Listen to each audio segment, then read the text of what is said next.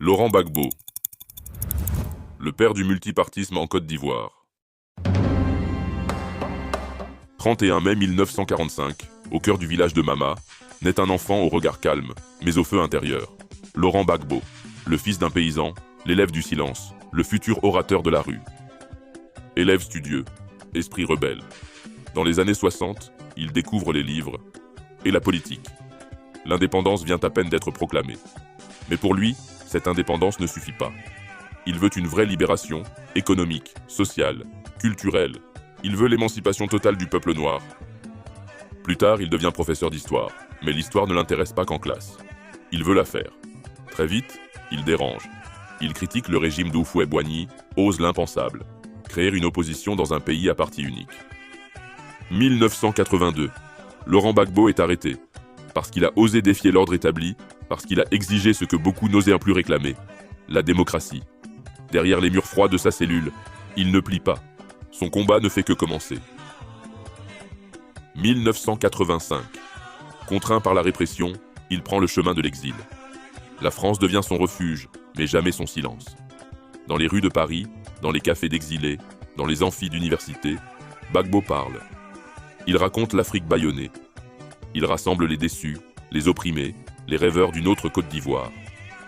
À la lueur des bougies, dans de modestes appartements, il rédige ses manifestes. Il bâtit son idéologie. Il veut plus qu'une simple opposition. Il rêve d'un vrai parti, enraciné dans le peuple, porté par ses luttes, forgé dans ses douleurs. Et en 1982, dans la clandestinité, naît le FPI, le Front populaire ivoirien. Un parti d'idées, un parti d'action, un parti de rupture. L'étincelle qui bientôt mettra fin au monopole politique en Côte d'Ivoire. La même année, il rentre au pays. Et là, dans le silence d'un salon officiel, se produit une scène que l'histoire retiendra. Houphouët-Boigny accepte de le recevoir. D'un côté, le vieux roi, fatigué, mais lucide. De l'autre, le jeune lion aux yeux de feu. Laurent ose, il parle franc.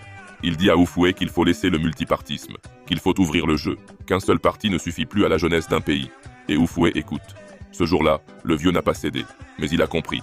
L'avenir parle déjà, et il a le timbre de Gbagbo. 1990. La Côte d'Ivoire s'ouvre au multipartisme. Laurent rentre au pays avec une idée en tête. Accéder au pouvoir par les urnes.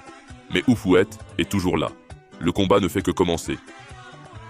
À la mort du vieux en 1993, un nouveau chapitre s'ouvre. Le régime vacille, Bédié prend les rênes. Gbagbo s'impose comme le principal opposant. Il dénonce l'ivoirité, défend les exclus, parle aux oubliés.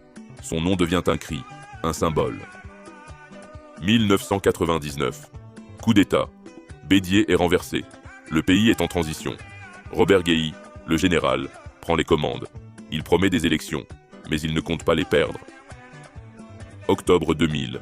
Le scrutin est organisé, mais dans la confusion. Des candidats interdits. Alassane Ouattara écarté. Un duel improbable. Gbagbo contre Guéhi. Le peuple observe, puis vote. Et le choc. Gbagbo l'emporte. Mais Guéhi refuse de céder. Il se déclare vainqueur. Une fraude brutale. Alors, le peuple descend. Abidjan s'enflamme. Les jeunes envahissent les rues, hurlent un seul nom, Gbagbo ou rien. Guéhi fuit.